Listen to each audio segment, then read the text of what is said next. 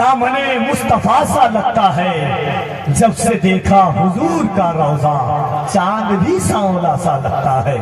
جب سے دیکھا حضور کا روضہ تہذیب و تمدن کا قرینہ ہی بہت ہے، مومن کے لیے مکہ مدینہ ہی بہت ہے،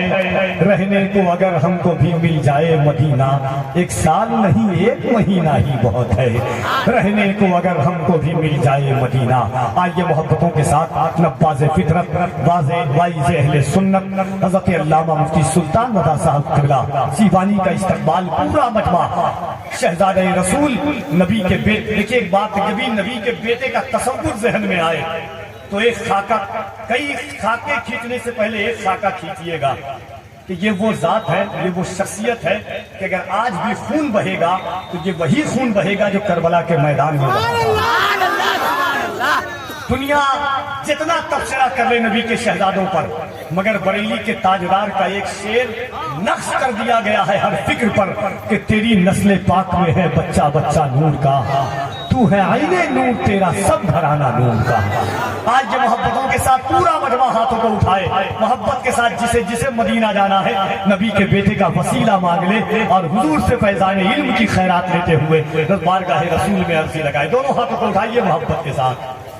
ایمانداری کے ساتھ میں، دکھانے کے لیے نہیں، کفیل انبر دیکھے نہ دیکھے مدینے سے مصطفیٰ ضرور دیکھ رہے ہیں، ہم خالق اکبر کا کرم دیکھ رہے ہیں،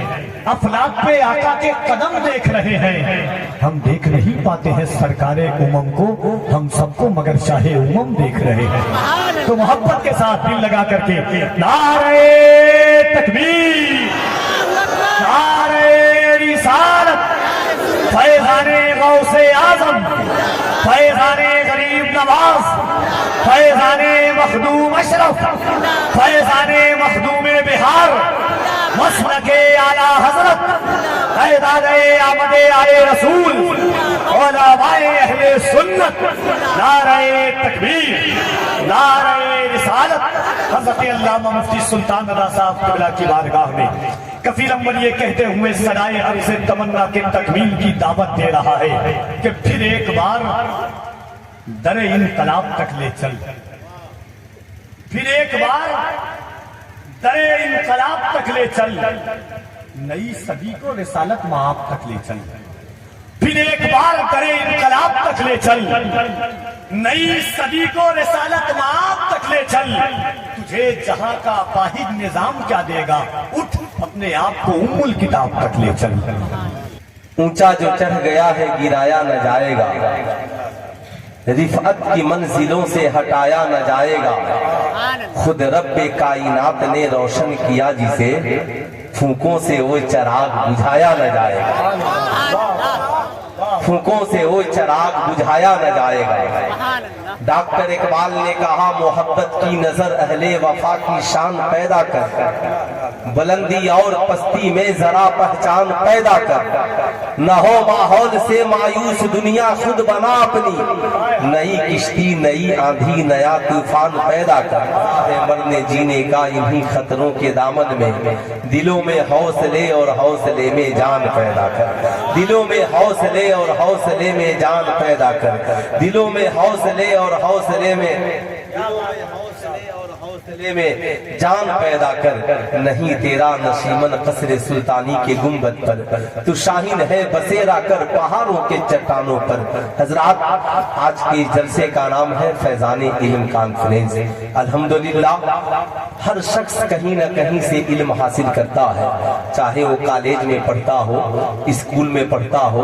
مدرسے میں پڑھتا ہو، درسگاہ میں پڑھتا ہو، خانقاہ میں پڑھتا ہو، کوچنگ سینٹر میں پڑھتا ہو، کسی استاد کی بارگاہ میں پڑھتا ہو، حافظ قرآن کی درسگاہ میں پڑھتا ہو، پیران اعظام کی بارگاہ میں پڑھتا ہو، ہر شخص کہیں نہ کہیں اپنے علم کی پیاس کو بجھاتا ہے۔ لیکن کیا وجہ ہے کہ آج سماج میں لوگ یہ نہیں جانتے کہ علم کا اصل مقصد کیا ہے۔ کچھ لوگوں نے یہ جانا کہ علم کا اصل مقصد ڈگریاں حاصل کرنا ہے۔ آج جب پوچھا جاتا ہے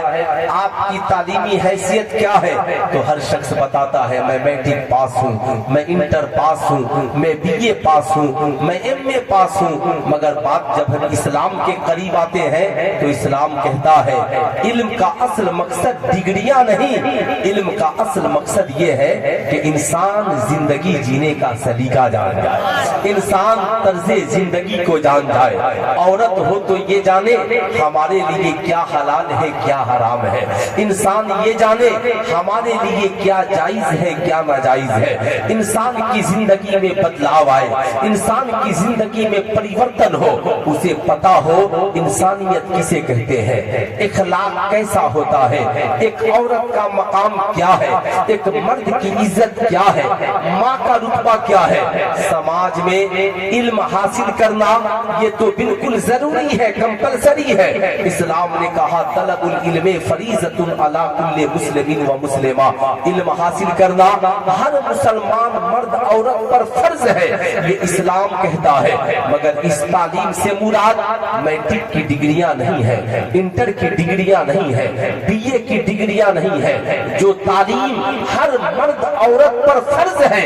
उस तालीम का मकसद ये है कि हर पैदा होने वाला इंसान जो इस खाके गीती पर आया है उसे ये जानना चाहिए अल्लाह एक है, मोहम्मद सल्लल्लाहु अलैहि वसल्लम अल्लाह के रसूल है। ईमान क्या है, अकीदा कैसा होना चाहिए उसे ये पता हो, उसकी जिंदगी का मकसद क्या है, हलाल क्या है हराम क्या है, क्या खाना है क्या पीना है, कैसा पहनना है कैसा ओढ़ना है, उसे ये पता हो। नमाज का तरीका क्या है, मुसलमान है तो इतना हर मर्द औरत को जानना कंपलसरी है। नमाज के मसाइल क्या है, रोजा के मसाइल क्या है, गुस्ल के मसाइल क्या है,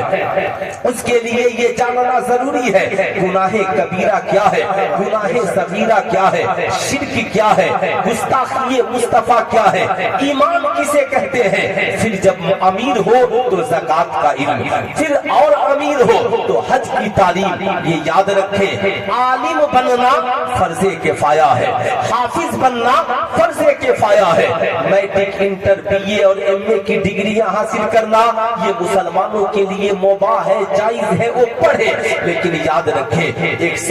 शख्स डॉक्टर हो लेकिन उसका किरदार अच्छा नहीं हो, खड़े खड़े शराब पीता हो, लोग कहेंगे बड़ा इल्म वाला है मगर इखलाक और किरदार का अच्छा नहीं है। एक लड़का हमारे समाज का इंजीनियर हो मगर हाल ये हो कि शाम को चर्च अफीम और गांजे में डूब जाता हो, लोग कहेंगे पढ़ा लिखा है मगर किरदारों कैरेक्टर उसका अच्छा नहीं है। बात ये समझ में आती है कि हर तालीम याफ्ता शख्स के लिए अच्छे किरदार का हामिल होना जरूरी है। हर पढ़े लिखे व्यक्ति और इंसान के लिए वो चाहे मर्द हो या औरत अच्छा किरदार होना जरूरी है। यही वजह है इस्लाम कहता है इल्म के साथ साथ अमल करने वाले भी बन जाओ। यही वजह है कुरान ने कहा युअल्लिमुहुमुल किताब वल हिकमा, ये नबी इसलिए आए ताकि तुझे किताब और हिकमत सिखाए। मगर मकसद क्या, तो कुरान ने कहा युज़क्कीहिम, ताकि उस इल्म के जरिया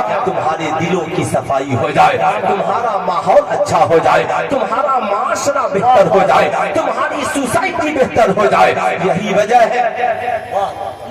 है इस्लाम ने एक उसूल बयान किया, लोगों तेरी जिंदगी का मकसद क्या है, तेरी जिंदगी का सलीका क्या है, सलीका जिंदगी क्या है। आज बड़ा अफसोस हुआ